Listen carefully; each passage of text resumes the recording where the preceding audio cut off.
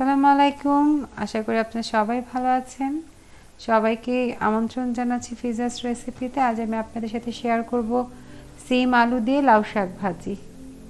আমি নিয়েছি লাউ শাক ডাটা সহ, দেখতেই পাচ্ছেন।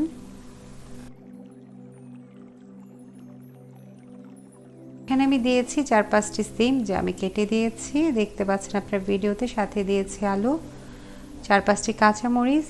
যেহেতু শাক থেকে অনেক পানি উঠে, এখানে আমি অল্প পরিমাণের পানি দিয়েছিলাম, 1/4 কাপের মতো দিয়ে এটাকে ঢেকে দিয়েছি। শাকের পানি তো, এই পানিতেই পুরো সিম আর আলুটা সিদ্ধ হয়ে আসবে।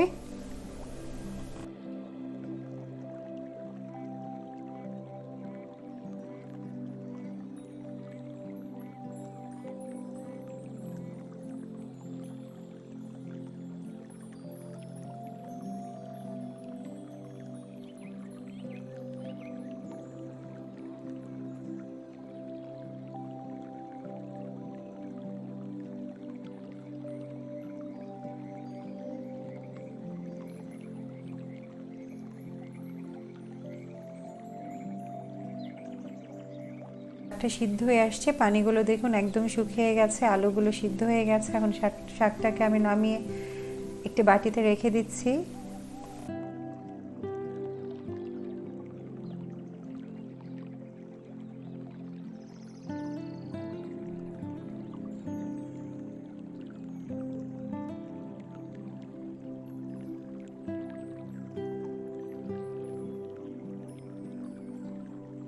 আমি আগে তেলে ভেজে নিচ্ছি 4-5টি শুকনো মরিচ। মরিচটি ভাজা হয়ে গেলে আমি উঠিয়ে শাকের সাইডে রেখে দিচ্ছি।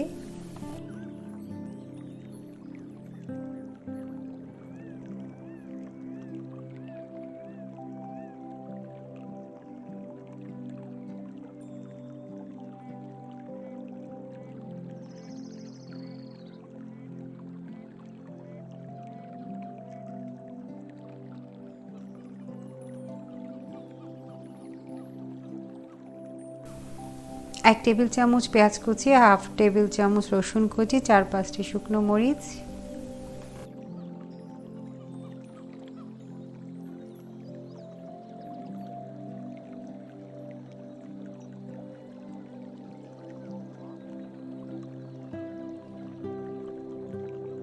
আমি এখানে দিয়ে দিচ্ছি 2টি ভেজে রাখা শুকনো মরিচ, যা আমি একটু ভেঙে গুঁড়ো করে দিয়ে দিচ্ছি, দিয়ে আবার নাড়াচাড়া দিয়ে দিচ্ছি।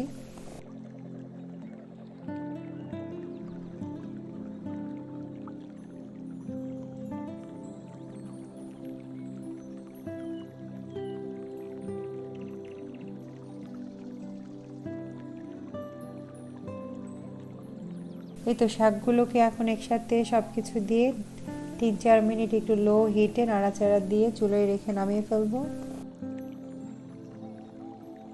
এই তো তৈরি হয়ে গেল মজাদার শাক ভাজি। ট্রাই করবেন, ভালো লাগলো কিনা জানাবেন। ভালো লাগলে সাবস্ক্রাইব করবেন, শেয়ার করবেন, আমাদের সাথে থাকবেন, আমাদের জন্য দোয়া করবেন। আল্লাহ হাফেজ।